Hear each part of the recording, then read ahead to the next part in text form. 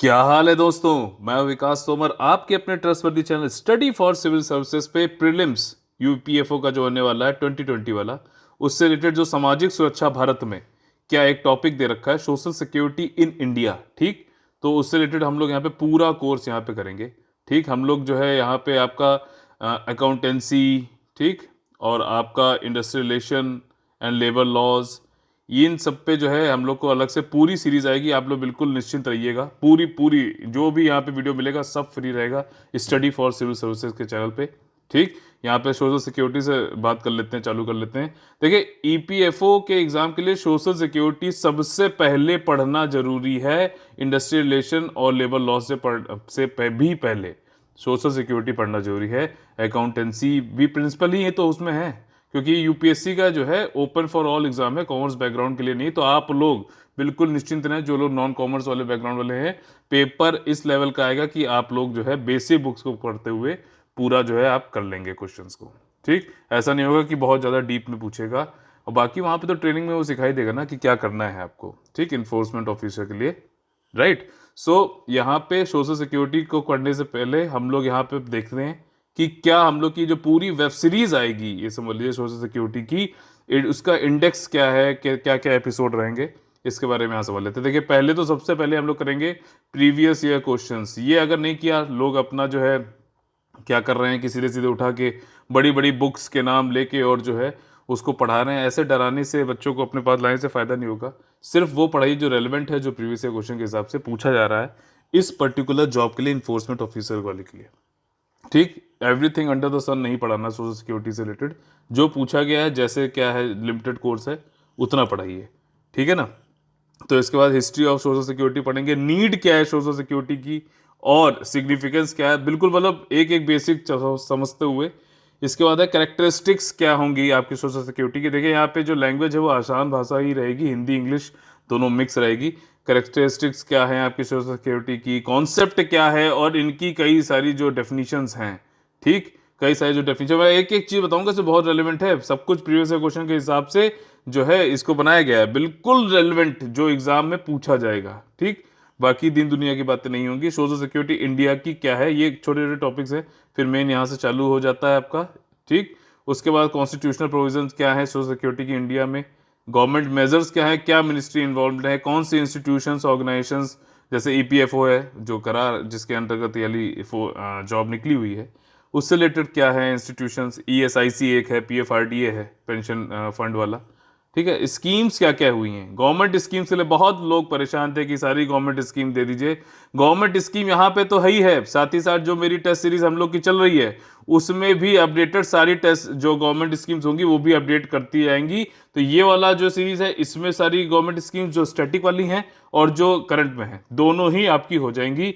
ILO, international labour organisation का standard क्या है सोशल सिक्योरिटी पे, और आपका जो है यूनाइटेड, ये है आपका universal declaration on human rights. ठीक, ऑन सोशल सिक्योरिटी क्या है, ये क्वेश्चन लास्ट टाइम पूछा गया था। ठीक है ना। उसके बाद जो है यूबीआई, ये देखिए कई लोगों ने अभी तक इसको नहीं कराया है। इनफैक्ट सोशल सिक्योरिटी लोगों ने चालू ही नहीं कराया, सबसे पहले पढ़ा रहे हैं अकाउंटेंसी प्रिंसिपल। ठीक, जो इतना मतलब उसके लिए बड़ी बड़ी बुक्स, टीएस गरेवाल और पता नहीं कौन कौन, इतनी कोई, देखिए मेरा ना उनसे कोई स्पॉन्सरशिप है ना उनसे कोई वो है, सिर्फ मैं कह रहा हूँ बुक अच्छी है लेकिन इस एग्जाम के लिए रेलिवेंट नहीं है। एग्जाम के लिए जो है आपका एनसीईआरटी से और कुछ कुछ थोड़ा सा मटेरियल जो है वेबसाइट से लेते हुए आप करा दो, वो बेस्ट है। बुक की एंड टू एंड पेज 1 से पेज 2 एंड तक जो है कराना, ये कोई जो है अच्छी लॉजिक नहीं है, कॉस्ट बेनिफिट रेशियो बिल्कुल नहीं है। ठीक, यूबीआई जो है ये देखिए कई लोगों ने नहीं कराया होगा लेकिन अब करा देंगे।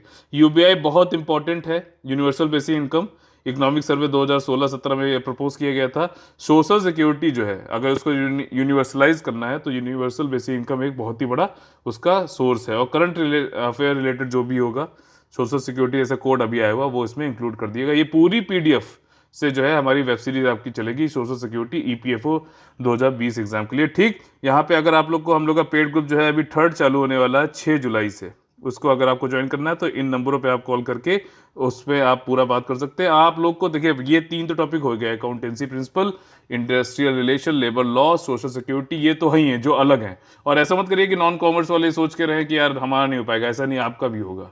ठीक, वो पेपर ऐसा ही बनाएंगे कि सबके लिए हो, बाकी तो वह ट्रेनिंग में सिखा ही देते हैं। ठीक, और इसके अलावा जितनी भी चीजें हैं, polity, economy, current affair, quant, general mental ability, ठीक, जनरल इंग्लिश, सब कुछ जो है हम लोग के यहाँ टेस्ट सीरीज पूरी चल रही है। इसका एक जो वीडियो हमने डाला था जो 6 जुलाई को होने वाला है, उससे डिस्क्रिप्शन पूरा क्या है उसको जो है डिस्क्रिप्शन में, इस वीडियो के डिस्क्रिप्शन में डाल दिया जाएगा। स्टडी फॉर सिविल सर्विसेज पे है ये। मैं हूं विकास तोमर, आप लोग पता है प्रीलिम्स 2020 की बात कर रहे हैं।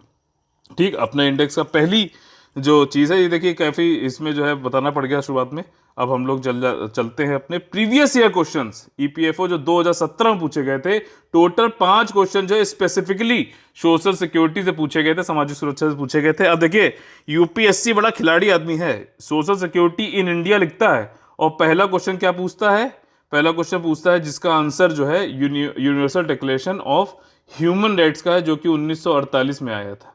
ठीक है, इंडिया लिख रहा है लेकिन पूछ कहां कर रहा है। तो इसीलिए जो है पूरी बुकें नहीं पढ़नी है, सिर्फ वो पढ़ना है जो जैसे वहां पे पूछा जा रहा है। देखिए, लंबा से यहाँ पे इन्होंने एक स्टेटमेंट दिया, इसको देख के घबराने नहीं, ज्यादातर ये समझ लेना, ज्यादातर जो ज्यादा मोटा बड़ा दिखता है वो उतना ही जो है कमजोर होता है। तो समाज के एक सदस्य के रूप में प्रत्येक व्यक्ति को सामाजिक सुरक्षा का अधिकार है और प्रत्येक राज्य के संसाधनों एवं संगठन के अनुसार इस तरीके से चलते हुए सामाजिक और सांस्कृतिक अधिकारों की प्राप्ति का वह हकदार है। सामाजिक सुरक्षा के महत्व को बल देने वाला यह कथन निम्नलिखित में से किसमें अभिव्यक्त किया गया है? तो ये आपका मानव अधिकार की सार्वभौम घोषणा में किया गया था, जो कि 1948 में है। इससे रिलेटेड बाकी और क्या है वो हमने अपने इंडेक्स में जोड़ रखा, मतलब इस वाली पीडीएफ में जोड़ा हुआ है, वो हम आगे आपको बताएंगे। देखिए, लेकिन हम ये इस वाले सही वाले ऑप्शन पे ही नहीं रुकेंगे, बाकी के जो ऑप्शन है वो भी बहुत इंपॉर्टेंट हो जाते हैं। फिलाडेल्फिया डिक्लेरेशन ऑफ आईएलओ, मतलब इंटरनेशनल लेबर ऑर्गेनाइजेशन, ये जो है आपका, ये है आपका जो जब 1919 में 1919 में आपका आईएलओ बना था। ठीक, आईएलओ जब बना था तो उसके बारे में ये बताया गया था कि क्या होगा। फिलाडेल्फिया आपका यूएसए में है। ठीक, और यहाँ पे मीटिंग हुई थी कि कैसे कैसे जो है आपका फर्दर आर्टिकुलेट करेंगे, क्या एम होगा और क्या जो है पर्पस होगा आईएलओ का, ऑर्गेनाइजेशन का। ठीक, इसीलिए इसको डिक्लेरेशन ऑफ फिलाडेल्फिया बोला गया और ये 1944 में हुआ था। ठीक, 1944 में हुआ था फिलाडेल्फिया डिक्लेरेशन। तो इस तरीके से याद करते ही रहिएगा। अभी जो है आईएलओ का अगर देखा जाए तो 2019 में क्या है, 100 साल हो गए, तो हो सकता है कि आईएलओ से क्वेश्चन पूछे। ठीक, सेंटेनरी डिक्लेरेशन भी हुआ था और 108वीं इंटरनेशनल लेबर कॉन्फ्रेंस हुई थी। ठीक है, ये सारी इंफॉर्मेशन आपको बता रहा हूँ। थर्ड अपने ऑप्शन पे चले जाते हैं। रिपोर्ट जो है first national commission on labour, क्या इसने बोला था? नहीं बोला था, ये तो हमें आंसर तो पता ही है। अच्छा, ये ऑफिशियल आंसर की से है। ठीक, ध्यान रखिएगा। तो first national commission on labour जो था उसके बारे में कुछ जान लेते हैं। ये 1966 में बनाया गया था। ठीक, फर्स्ट नेशनल लेबर कमीशन जो है, और आपका इसकी चेयरमैनशिप किसने की थी? पीबी गजेंद्र गटकर ने। पीबी गजेंद्र गटकर ने। पेन पेंसिल लेके लिखिएगा आप लोग। ठीक, बाकी पेड मेंबर्स के लिए तो ये पीडीएफ उनको मिल ही जाएगी। द कमीशन जो है अपनी रिपोर्ट इन्होंने 1969 में दे दी थी और इन्होंने ये बोला था, मेन रिकमेंडेशन जो था कि ऑर्गेनाइज्ड और अनऑर्गेनाइज सेक्टर दोनों के लिए बात की गई थी, क्या लेबर्स की प्रॉब्लम है वो। फिर दूसरी बार भी नेशनल कमीशन ऑन लेबर बनाया गया है, ये 1999 में बनाया गया था और इसकी अध्यक्षता किसने की थी? रविंद्र वर्मा जी ने करी थी। रविंद्र वर्मा जी ने की थी। ठीक, याद रखिएगा ये।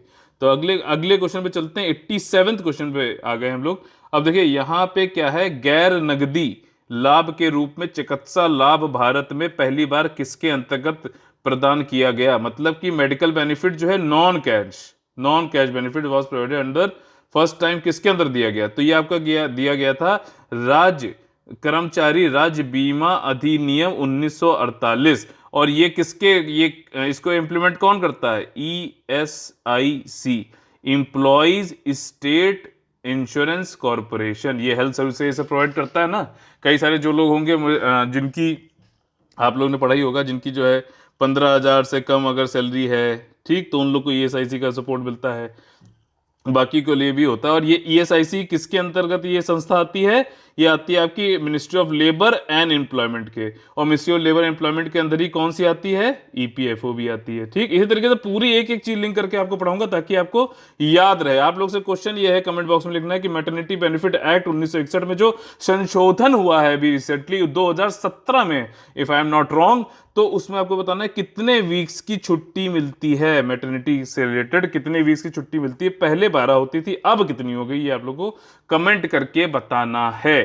ठीक, अगले क्वेश्चन पे चलते हैं। क्वेश्चन नंबर तीसरा, और वैसे क्वेश्चन नंबर 88 था ये आपका 2017 वाले एग्जाम में। देखिए यहां पे ये पूछा गया है, कई सारी देखिए डेफिनेशंस हैं सोशल सिक्योरिटी स्कीम की, कई सारे डेफिनेशन हैं, लेकिन विलियम बेवरेज एक बहुत बड़ा नाम है सोशल सिक्योरिटी के, उस पे ये यूके से थे, और इससे इन्होंने क्या बोला था कि कौन से ऐसे जो है सोशल सिक्योरिटी के कंटिजेंसी आइडेंटिफाइड हुई, क्या क्या मतलब जो है कंटिजेंसी है जो विलियम बेवरेज ने सोशल सिक्योरिटी स्कीम से संबंधित आइडेंटिफाई की थी। तो वो थी want, disease, ignorance, squalor and idleness, अभाव, रोग, अनभिज्ञता, गंदगी और निष्क्रियता।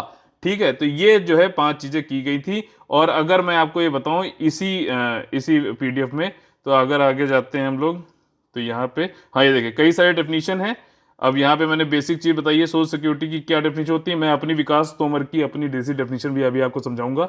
ठीक, और देखिए यहाँ पे विलियम बेवरेज वाली ये डेफिनेशन, ठीक, जिसमें यहाँ पे क्या बोला गया था, देखिए डायरेक्टली यहाँ से ये सब ढूंढना पड़ता है, बहुत वक्त लगता है। ठीक, ये 5 जाइंट, ये यहाँ पे ये विलियम बेवरेज की हो गई पिछली बार जो आया था। और अब जो है इसके अलावा भी आप लोग सब लोग जो लोग बाकी कोचिंग वाले भी देख रहे हैं, प्लीज देख के आप अपने में ऐड कर लीजिएगा। ठीक, आईएलओ से रिलेटेड जो है, ठीक, बहुत इंपॉर्टेंट कन्वेंशन है आपका 102।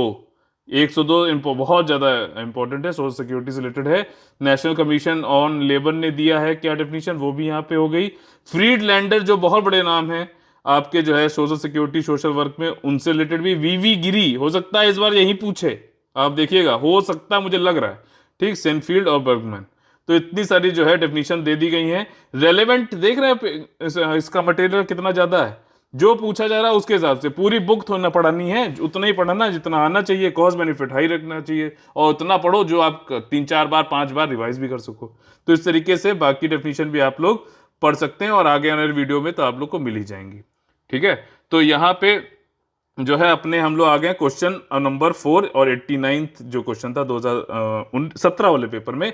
अटल पेंशन योजना से रिलेटेड 4 स्टेटमेंट दिए गए, कौन सा गलत है पूछा गया है। देखिए यहां पे ये लिखा हुआ है कि यह 40 वर्ष से अधिक आयु के भारत के सभी नागरिकों पर लागू है, नहीं 18 से 40 तक, 18 से 80 नहीं, सॉरी 40 तक। ठीक, ये हो जाएगा आपका सही, सही है। और जो है बाकी जो है ये सब, हाँ 1000 से 5000 तक पेंशन मिलेगी, और आपका न्यूनतम पेंशन का लाभ भारत सरकार द्वारा गारंटी दिया जाएगा, और गवर्नमेंट ऑफ इंडिया को contribute 50% of the subscribers contribution और 1000 rupees per annum which ever is lower. ठीक, तो ये बाकी सारी इंफॉर्मेशन हो गई अटल पेंशन योजना से। अटल पेंशन योजना जो है वो नेशनल पेंशन सिस्टम के अंतर्गत एक जो है एक तरीका है आपको पेंशन पाने का। नेशनल पेंशन सिस्टम जो होता है वो पीएफआरडीए चलाता है। ठीक, एक एक क्वेश्चन लिंक करके पढ़ो, लिंक करके पढ़ो। मैं आपको बता रहा हूं, सिर्फ ये चीज पढ़ोगे अटल पेंशन योजना, अटल पेंशन योजना, अटल पेंशन योजना, तो याद नहीं रहेगा। इसको लिंक करके पढ़ो भाई, तब वो मीनिंगफुल डेटा बनेगा और ज्यादा टाइम तक आपको याद रहेगा। ठीक, अटल पेंशन योजना जो है आपकी एनपीएस के अंतर्गत आती है, 5 तरीके से होती है एनपीएस के अंदर, उसके अंदर एक तरीका अटल पेंशन योजना भी है। और उसके बाद एनपीएस को पीएफआरडीए करता है, तो अटल पेंशन योजना को भी कौन कर रहा होगा? पीएफआरडीए करेगा। ठीक, ये pension fund regulatory development authority है, और इसके साथ ही इसमें 1840 मैंने 18 से 40 साल तक के कर दिए, वो बता दिया मैंने आपको। ठीक, ऐसी कई सारी जो स्कीम्स हैं वो सब स्कीम भी इसमें सब जोड़ी गई हैं, बिल्कुल निश्चिंत रहिएगा। क्वेश्चन नंबर आखिरी आज का जो आ गया सोशल सिक्योरिटी से रिलेटेड, यहां पे जो प्रधानमंत्री सुरक्षा बीमा योजना से संबंधित कुछ जो एक्सीडेंट और डिसेबिलिटी के लिए कवर अप टू 2 साल तक का जो है, अगर बहुत ज्यादा ऐसा एक्सीडेंट हो गया कि बिल्कुल अब कुछ काम धाम नहीं कर सकते तो 2 लाख है, अदरवाइज जो है 1 लाख का भी इसमें प्रोविजन है। खैर, जो इन्होंने क्वेश्चन पूछा था कि प्रधानमंत्री सुरक्षा बीमा योजना जो है उसके अंतर्गत आपको कितना अमाउंट प्रीमियम एनुअल देना पड़ेगा, तो वो 12 रुपए देना पड़ेगा। इसी से संबंधित एक तो हो गई आपकी प्रधानमंत्री सुरक्षा बीमा योजना, और दूसरी कौन सी है? प्रधानमंत्री जीवन ज्योति योजना। ठीक, जीवन से रिलेटेड है तो ये लाइफ इंश्योरेंस वाली है। और यहाँ पे प्रीमियम कितना है? 330 रुपए है। ठीक, 330 रुपए। यहाँ पे कितना है? 12 रुपए है। समझ में आ रहा? जीवन ज्योति है तो लाइफ इंश्योरेंस है, और सुरक्षा में तो एक्सीडेंटल और डिसेबिलिटी वाला है। ठीक, 2 लाख रुपए का कवर दोनों ही स्कीम में है। ठीक, आपको जो सुरक्षा बीमा योजना है ये आपकी LIC जो है इसको मैनेज करती है, या फिर पब्लिक सेक्टर इंश्योरेंस कंपनी जो भी आगे आके इसको बढ़ चढ़ के करना चाहती है वो कर सकती है। ठीक, और इसी तरीके से जो आपका प्रधानमंत्री जीवन ज्योति बीमा योजना है वो भी आपकी जो है पब्लिक सेक्टर जनरल इंश्योरेंस जो कंपनीज हैं वो कर सकती हैं। एक बार इसको सर्च करना गूगल पर, मिनिस्ट्री ऑफ फाइनेंस वाले पे आपको मिल जाएंगी कौन कौन public sector general insurance companies होती हैं। ठीक, इसी तरीके से आप समझ लीजिए ये हुआ था 2017 में पेपर, और तब ये तीनों ही प्रधानमंत्री जीवन ज्योति योजना, प्रधानमंत्री सुरक्षा बीमा योजना और अटल पेंशन योजना तीनों ही इंपॉर्टेंट थी। तीनों ही देखिए क्वेश्चन पूछा गया। अब मुझे लगता है आयुष्मान भारत बहुत ज्यादा इंपॉर्टेंट हो जाता है।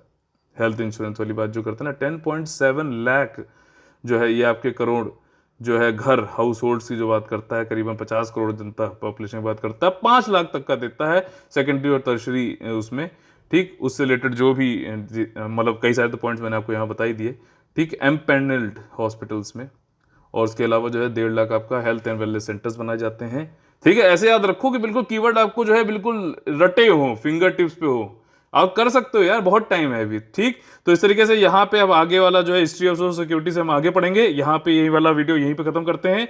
अगर आप लोग को हमारे साथ जुड़ना है और इसी तरीके से सारे ये तो यहाँ पे वीडियो सीरीज तो आपको मिल ही रही है, लेकिन पर्सनल गाइडेंस करना है, लेना है, और एक एक चीज पूरी टेस्ट सीरीज का फायदा उठाना है, कंटिन्यूअस हैंड होल्डिंग एक्सरसाइज करना है। मतलब कि आप कुछ भी पूछिए, 1 to 1 आप लोग को जो है डाउट्स आपके डिस्ट्रॉय किए जाते हैं, और 1 to 1 आप लोग की जितनी प्रॉब्लम्स हैं उसको सॉल्व किया जाता है। और साथ ही साथ जब टेस्ट होता है, टेस्ट के बाद आपके नंबर कैसे आ रहे हैं, कैसे क्या करना चाहिए, पर्सनल गाइडेंस एक एक बच्चे के साथ किया जाता है। अगर ये सब चीज़ों के लाभ आपको फायदे उठाने हैं तो आप लोग हमारा पेड ग्रुप ज्वाइन कर सकते हैं। 3rd पेड ग्रुप हमारा जो चालू हो रहा है वो हो रहा है 6 जुलाई से। आप जितनी जल्दी ज्वाइन करेंगे उतना अच्छा है, लेकिन अगर किसी ने मान लिया 10 जुलाई को भी ज्वाइन किया, 16 को भी किया, तो उसको सारा मटेरियल वहीं मिलेगा, सारा टेस्ट सीरीज पूरी वहीं मिलेगी। कोई ऐसा नहीं कि आप लेट हो गए, लेकिन जितनी जल्दी ज्वाइन करेंगे उतना अच्छा है। तो इसी तरीके से लगे रहिए अपनी पढ़ाई करने में। आप लोग डेट कभी भी आए, जल्द से जल्द आपको तैयारी अपनी कर लेनी है। कंपटीशन बहुत ज्यादा है, 10 लाख के करीब लोग ने भरा हुआ है। अपना जो है सिलेक्शन आप लोग सुनिश्चित खुद ही कर सकते हैं, प्रॉपर गाइडेंस हम लोग के लेते हुए। जय हिंद, जय Bharat, all the very best है।